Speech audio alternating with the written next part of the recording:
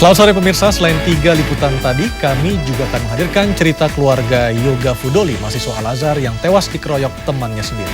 Bersama saya Aryo Ardi, inilah Seputar Indonesia.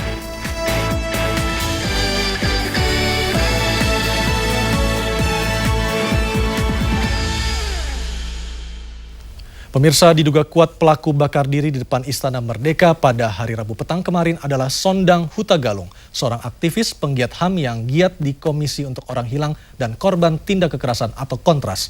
Sondang Hutagalung yang tinggal di Bekasi, Jawa Barat itu juga merupakan mahasiswa Universitas Bung Karno yang dalam waktu dekat akan menjalani wisuda. Nggak apa-apa, sorry ya. Gambar pria dalam sejumlah foto ini diduga merupakan pelaku bakar diri di depan Istana Merdeka, Jakarta pada Rabu petang kemarin. Pria berusia 24 tahun berperawakan tinggi sekitar 170 cm ini adalah Sondang Hutagalung, seorang aktivis penggiat HAM dari kalangan elemen mahasiswa. Dugaan pria tersebut adalah Sondang diutarakan Kris Diantoro, Ketua Divisi Advokasi Kontras, berdasarkan pengakuan orang tua dan teman-teman terdekat Sondang. Mereka mengenali bentuk gigi serta sepatu yang dipakai oleh pelaku bakar diri. Tapi untuk memastikannya, Kris tetap menunggu hasil DNA. Yang pertama, pihak keluarga melihat dari konstruksi giginya.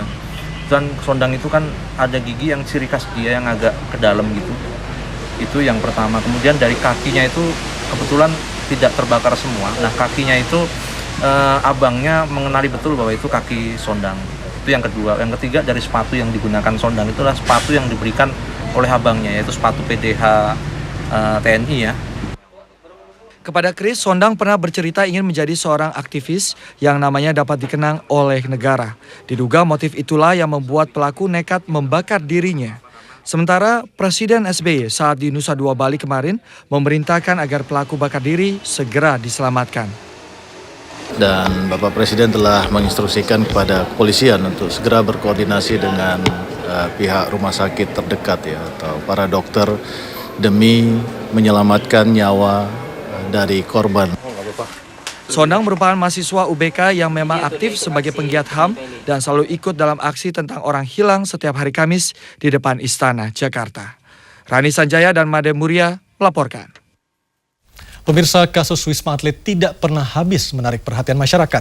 Bukan saja karena lontaran pernyataan Muhammad Nazarudin yang menuding para tokoh papan atas Partai Demokrat, namun juga terseretnya Angelina Sondah. Setelah skandal asmara dengan penyidik KPK terbongkar, keberadaan Angelina Sondah tidak diketahui. Dan sepekan terakhir, Angie tidak beraktivitas di gedung DPR. Angelina Sondah kembali menjadi sorotan. Setelah disebut oleh terdakwa kasus suap Wisma Atlet Nazarudin menerima uang 9 miliar rupiah, kini giliran kisah cinta Angie yang mencuat. Anggota DPR dari fraksi Partai Demokrat ini dikabarkan terlibat hubungan asmara dengan salah satu penyidik KPK. Padahal, Angie beberapa kali harus menjalani pemeriksaan KPK sebagai saksi kasus suap Wisma Atlet. Selama ini, Angie lebih terlihat dekat dengan Muji Mas Said, adik mendiang suaminya Aji Mas Said.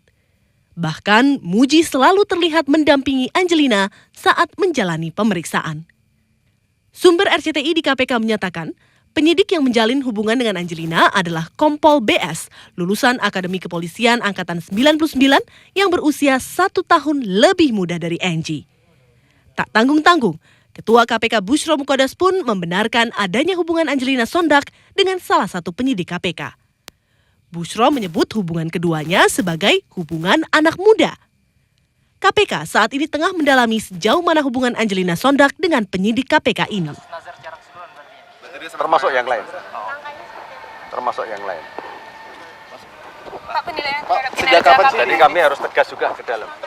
Jika keduanya terbukti menjalin hubungan asmara, maka sang penyidik akan dikembalikan ke Mabes Polri. Dari Jakarta, Astrid Wibisono dan Asep Edward melaporkan. Unjuk rasa mahasiswa gabungan memperingati Hari Anti Korupsi Sedunia di Makassar, Sulawesi Selatan siang tadi berubah menjadi ajang saling lempar dengan aparat kepolisian. Kericuhan ini dipicu tidak terpenuhinya tuntutan mahasiswa untuk bertemu Gubernur Sulawesi Selatan.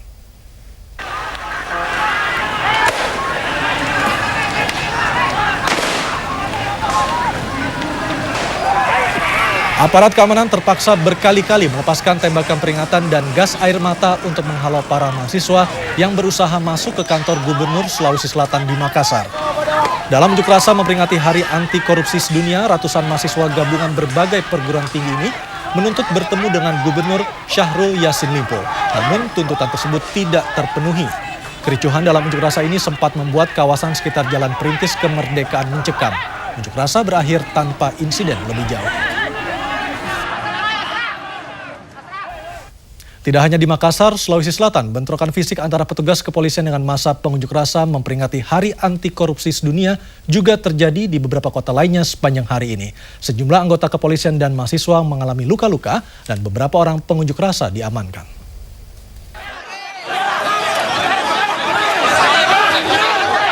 Unjuk rasa anti korupsi di depan Balai Kota Malang, Jawa Timur berubah menjadi bentrok fisik antara polisi yang berusaha menahan mahasiswa masuk ke kompleks Balai Kota. Seorang anggota polisi mengalami luka-luka di kepala diduga akibat terkena lemparan batu. Meski sempat berkali-kali terjadi benturan fisik, unjuk rasa akhirnya berakhir setelah mahasiswa berorasi. Masih di Jawa Timur, kericuhan antara mahasiswa dengan polisi juga pecah dalam aksi unjuk rasa serupa. Bentrok fisik terjadi ketika polisi berusaha menghalau mahasiswa yang akan membakar ban di jalan. Dalam unjuk rasanya, mahasiswa menilai pemerintah telah gagal dalam menuntaskan pemberantasan korupsi. Benturan antara mahasiswa pengunjuk rasa dengan polisi juga terjadi di Tarakan, Kalimantan Timur. Unjuk rasa yang berujung pada bentrokan berlangsung di depan kantor Kejaksaan Negeri.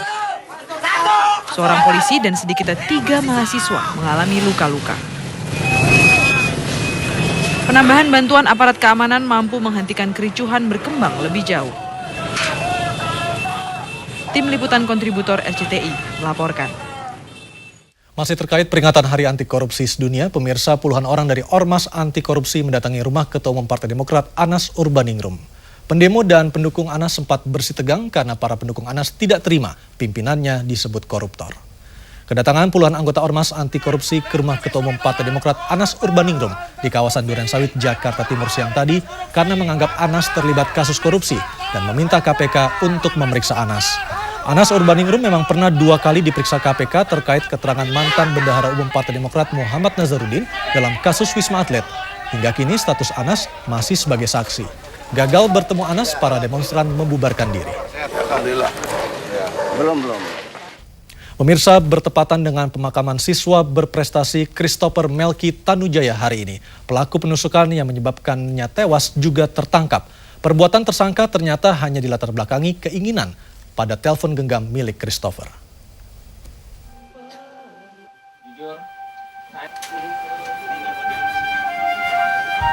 Duka masih menyelimuti keluarga besar Stefanus Hans Tanujaya saat jasad Christopher Melki Tanujaya dimasukkan ke tempat peristirahatannya terakhir di TPU San Diego Hills, Karawang, Jawa Barat.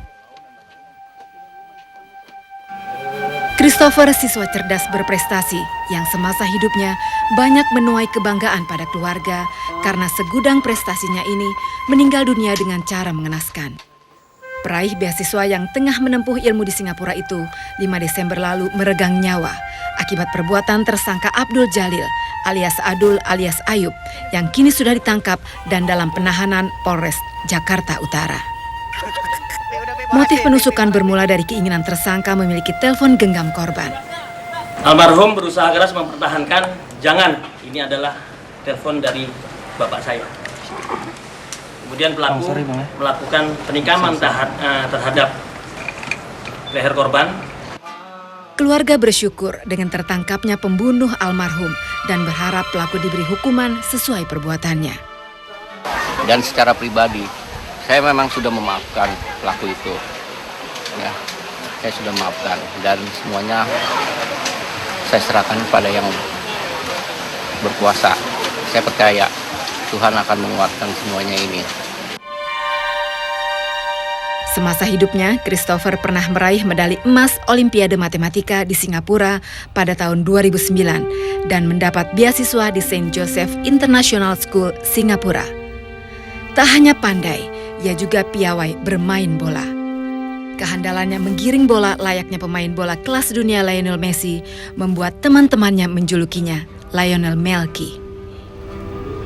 Tim Liputan RCTI melaporkan. Seorang janda beranak 2 menjadi korban pembunuhan disertai perampokan di rumahnya di Jalan Duri Utara, Tambora, Jakarta Barat siang tadi. Korban yang bekerja sebagai pengusaha kontrakan dan ruko tersebut mengalami 4 luka tusukan senjata tajam. Risa dan Linda hanya bisa pasrah dan meratap pendudukan meski dihibur oleh teman-teman sekolah mereka di ruang instalasi jenazah Rumah Sakit Sumber Waras, Jakarta Barat. Leni, ibunda kedua remaja putri tersebut, ditemukan tewas bersimbah darah dengan luka-luka tusukan benda tajam di tubuhnya. Korban yang bekerja sebagai pengusaha kontrakan dan ruko diduga jadi korban pembunuhan. Saat ditemukan Jumat siang, di sekitar tubuh korban ada sebilah pisau dan uang berserakan.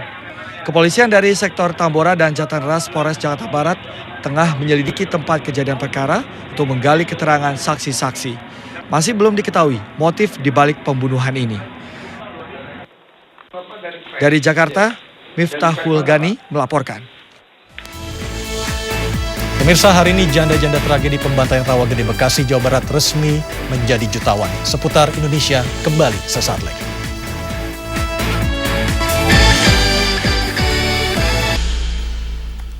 Pemirsa, pemerintah Belanda Jumat siang secara resmi menyampaikan permintaan maaf kepada keluarga korban pembantaian Rawagede tahun 1947. Permintaan maaf serta pemberian kompensasi untuk keluarga korban tragedi Rawagede ini berlangsung dalam sebuah acara di Desa Balongsari, Karawang, Jawa Barat. Perwakilan pemerintah Kerajaan Belanda pun melakukan tabur bunga sebagai permintaan maaf.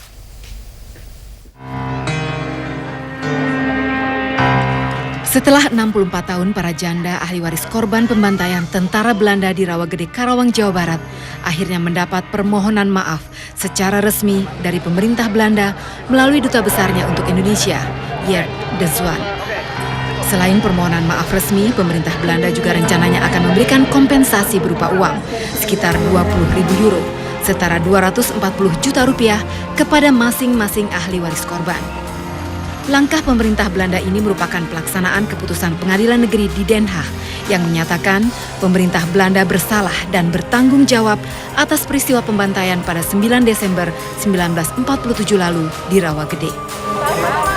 Peristiwa 64 tahun lalu tersebut terjadi ketika tentara Belanda mengejar pasukan gerilyawan Indonesia.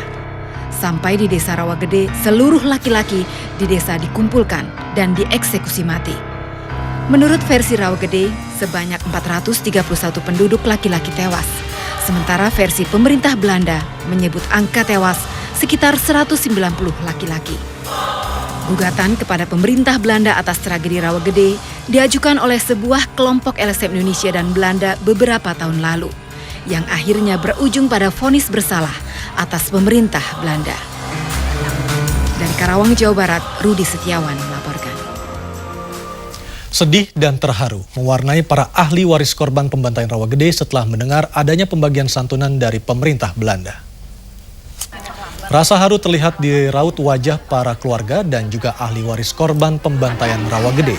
Cawi salah satunya, suaminya menjadi salah satu korban saat pembantaian tentara Belanda pada tahun 1947 lalu. Cawi menyatakan memaafkan apa yang telah terjadi 64 tahun lalu. Ia juga akan menggunakan dana kompensasi pemberian pemerintah Belanda untuk membeli rumah dan kebutuhan sehari-hari.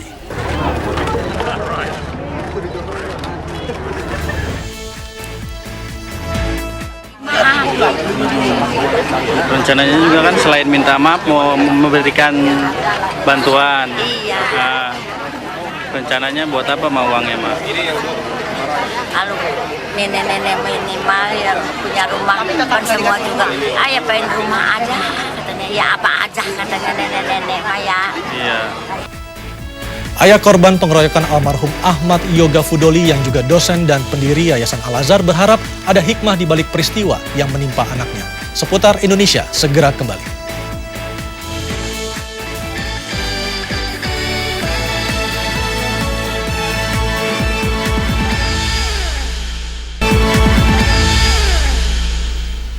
Pemirsa, keretakan yang terjadi pada jembatan Semanggi membuat masyarakat mulai khawatir. Apalagi jembatan yang hampir berusia 50 tahun ini dilalui ratusan ribu kendaraannya setiap hari.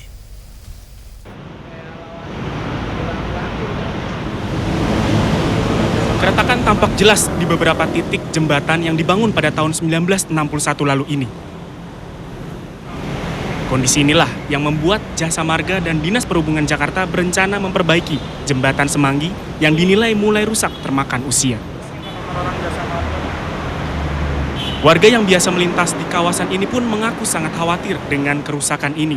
Mereka mengharapkan secepatnya dilakukan perbaikan. Lumayan, dan sekarang ada tuan kan yang semenjak tragedi di Kalimantan, saya juga takut juga. Namanya beton, waktu-waktu bisa hancur juga faktor Rusia. Khawatir banget mas. Ya karena kita kan sering lewat sini, mungkin setiap hari lewat sini. Ya saya khawatir takut ketiban sama runtuhan jembatan ini mas. Harusnya gimana? Ya harusnya ada penanggulangan yang baik dari pemerintah mungkin. Perbaikan yang sebelumnya disebutkan dimulai hari Jumat, ternyata sampai dengan siang hari ini belum ada tanda-tanda dimulainya perbaikan. Rencananya pekerjaan akan dilakukan pada setiap malam hingga dini hari selama 3 bulan masa pekerjaan. Ya pemirsa, proses pengerjaan atau pemeliharaan jembatan Semanggi yang rencananya akan dilakukan hari ini ternyata sampai saat ini belum terlihat adanya tanda-tanda proses pengerjaan. Kerusakan berupa keretakan pada jembatan Semanggi sudah sangat terlihat. Dikarenakan memang jembatan Semanggi ini umurnya sudah mencapai puluhan tahun. Ini tentu bisa membahayakan para pengguna jembatan Semanggi itu sendiri. Proses pengerjaan yang cepat dan juga simpel tentu sangat dibutuhkan untuk proses pengerjaan jembatan Semanggi ini. Karena kita tahu arus lalu lintas yang melewati kawasan Semanggi ini sangat padat. Dari kawasan Jembatan Semanggi Jakarta, Jagat Sidayoda dan Putra Iksan melaporkan. Pemirsa, kenangan mendalam dirasakan keluarga Ahmad Yoga Fudoli, mahasiswa semester 3 jurusan Teknik Informatika Universitas Al-Azhar Jakarta yang tewas akibat dikeroyok teman sekampusnya. Di mata keluarga dan teman-temannya, Yoga dikenal sebagai anak yang soleh dan juga berjiwa besar. Ahmad Yoga Fudoli, mahasiswa semester 3 jurusan Teknik Informatika Fakultas Sains dan Teknologi Universitas Al-Azhar Indonesia ini sudah tiada. Ia menghembuskan nafas terakhirnya akibat menjadi korban pengeroyokan yang dilakukan teman sekampusnya lantaran dituduh mencuri sebuah helm. Walau demikian, kenangan terhadap almarhum masih melekat di hati keluarga. Selain periang dan penurut, adik-adiknya mengenal Ahmad Yoga Fudoli sebagai kakak yang suka menolong dan perhatian kepada keluarga. Enggak baik, suka nemenin kalau nonton bola. Suka ngajarin ya? Suka, pelajaran favoritnya matematika. Suka main sepeda bareng, sering belajar bareng. Diajarin juga? Iya. Sebelum berpulang, keluarga Yoga seperti mendapat firasat. Ayah Yoga, Zirmansyah, yang juga dosen dan pendiri Yayasan Al-Azhar, menuturkan almarhum berulang kali mencium kedua orang tuanya dan menyempatkan memeluk ibunya tercinta, Anis Kurli. Tapi hari itu agak berbeda. Sudah dihidupin motornya, dia matiin, dia masuk lagi. Kembali dia salaman sama saya, biasa cium tangan. Karena nggak pernah terjadi gini, saya candain. Kok 2 kali tumben, saya bilang. Jawab sih sama dia, biar banyak berkahnya Pak. Ayah Yoga mengaku tidak pernah terfikir mengapa anaknya dituduh sebagai pencuri helm. Apalagi Yoga selalu memberitahu jika hendak meminjam barang milik kakak dan adiknya. Walau tersangka pelaku pengeroyokan sudah ditangkap, keluarga Yoga berharap mereka mendapat hukuman yang bisa membuat efek jera. Kepergian Yoga juga bisa menjadi pelajaran bagi siswa-siswi lainnya untuk tidak mudah emosional dalam melakukan sesuatu. Gusti Aitonam dan Rustam Harahap melaporkan. Pemirsa, Anda bisa menyaksikan seluruh liputan utama kami hari ini di situs sindonews.com. Dan sampai di sini Seputar Indonesia menemani Anda Jumat 9 Desember 2011. Saksikan perkembangan terbaru hingga malam nanti hanya di Seputar Indonesia Malam. Saya Aryo Ardi, terima kasih dan sampai jumpa.